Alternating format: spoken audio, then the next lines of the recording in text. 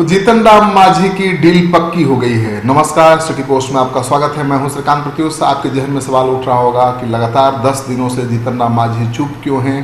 क्या महागठबंधन के साथ बातचीत बन गई है? क्योंकि कांग्रेस पार्टी के नेता शक्ति सिंह गोहिल उनके घर पर जाकर मिले थे और उसके पहले से वो चुप हैं और अभी भी चुप हैं। शक्ति सिंह गोहिल के साथ मीटिंग के बाद भी उन्होंने मुंह नहीं खोला है। पिछले 10 दिनों में जीतन राम मांझी कुछ नहीं बोले हैं, मीडिया से नहीं मिल रहे हैं, कोई बयान नहीं दे रहे हैं। दरअसल मांझी बड़ा फैसला ले चुके हैं, केवल औपचारिक ऐलान भर बाकी है।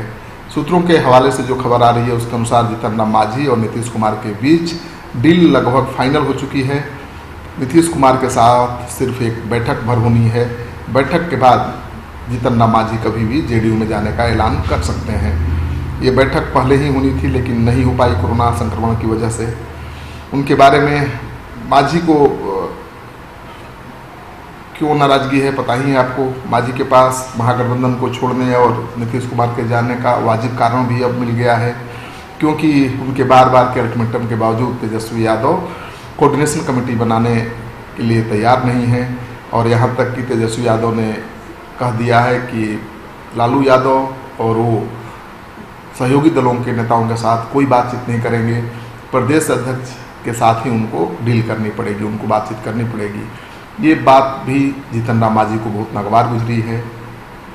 और जब लालू यादव ही बात नहीं करेंगे, तेजस्वी यादव ही बात नहीं करेंगे तो दूसरे के साथ बातचीत करने का कोई मतलब नहीं है।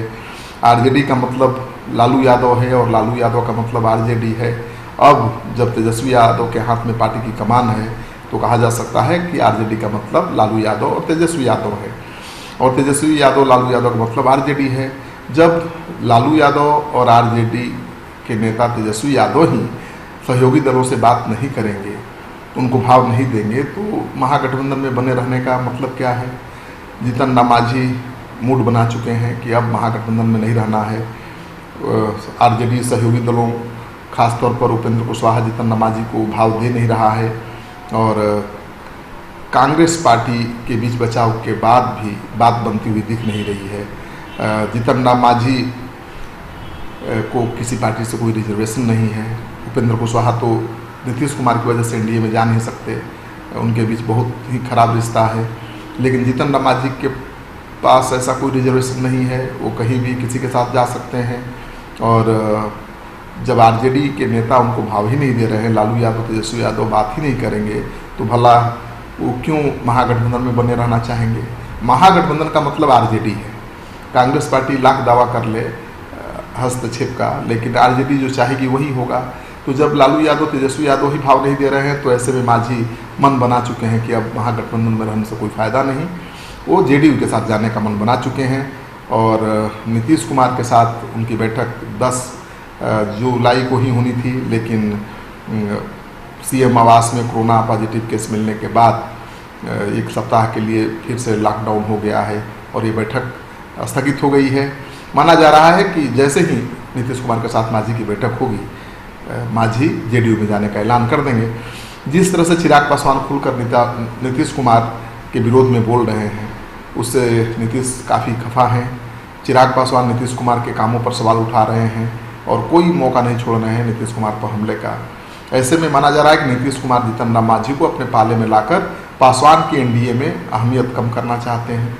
सूत्रों से जो जानकारी मिल रही है उसके मुताबिक जेडीयू बीजेपी को बराबर सीटों का प्रस्ताव दे चुका है, बराबर सीटों के बंटवारे का प्रस्ताव दे चुका है। इसका मतलब कि 243 सीटें हैं, 120 सीटों पर जेडीयू लड़े और उतनी ही सीटों पर बीजेपी। प्रस्ताव के हिसाब से नीतीश कुमार चाहते हैं कि सीटों के बंटवारे बीजेपी और जेडीयू के बीच हो और बीजेपी अपने हिस्से की सीट चिराग पासवान को दे और जेडीयू अपने हिस्से की सीट जीतन राम मांझी को दे। लेकिन ये बहुत आसान नहीं होगा। शायद इसी बात से चिराग पासवान ज़्यादा चिढ़े हुए हैं। उनको लगता है कि जब 121 सीटें जेडीयू ले लेगा तो फिर बीजेपी कैसे उनको 40 सीटें देगी, क्योंकि बीजेपी खुद 80 सीटों पर लड़कर चिराग पासवान को 40 सीटें तो देगी नहीं। बीजेपी भी चाहेगी कि कम से कम 100 सीटों पर लड़ें और ऐसे में चिराग पासवान के हिस्से 20-21 सीटें ही आएंगी।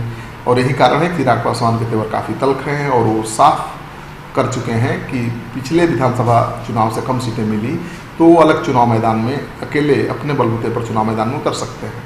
लेकिन उनकी पार्टी की हैसियत इतनी भी नहीं है कि अकेले चुनाव मैदान में उतरें। जाहिर है कि एनडीए को छोड़ेंगे तो महागठबंधन में जाएंगे, लेकिन चिराग पासवान के जो करीबी सूत्र हैं उनका कहना है कि तेजस्वी यादव पर भी वो भरोसा नहीं करते हैं और तेजस्वी यादव के साथ नहीं जाएंगे। जाहिर है कि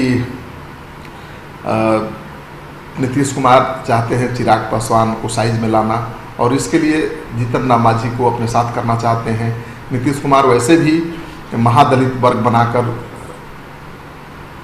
जो दलित हैं उनको ज़्यादा से ज़्यादा सरकारी योजनाओं का लाभ देकर अपने साथ खड़ा कर चुके हैं। पासवान को छोड़कर दलित वर्ग का बड़ा हिस्सा आज नीतीश कुमार के साथ खड़ा है और जीतन राम मांझी को अपने खेमे में लाकर नीतीश कुमार महादलित वाली जो अपनी यूएसपी है उसको बनाए रख सकते हैं।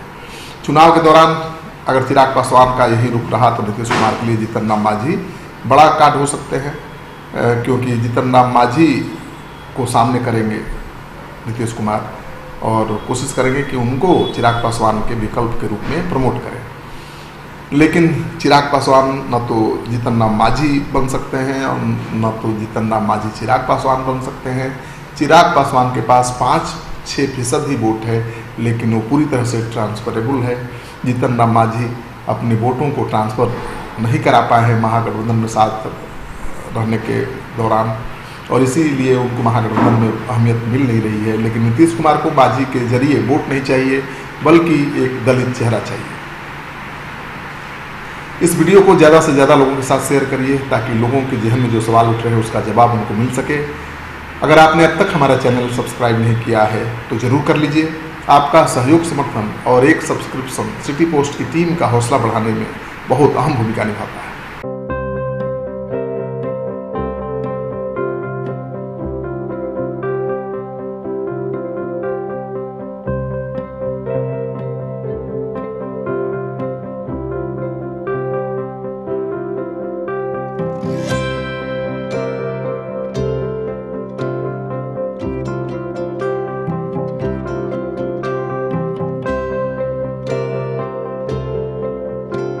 एक जिंदगी बचाने वाले को हीरो कहते हैं और 1000 जिंदगी बचाने वाले को health care worker. Our heart never hardens, our temper never tires. Our touch never hurts. We value what we do.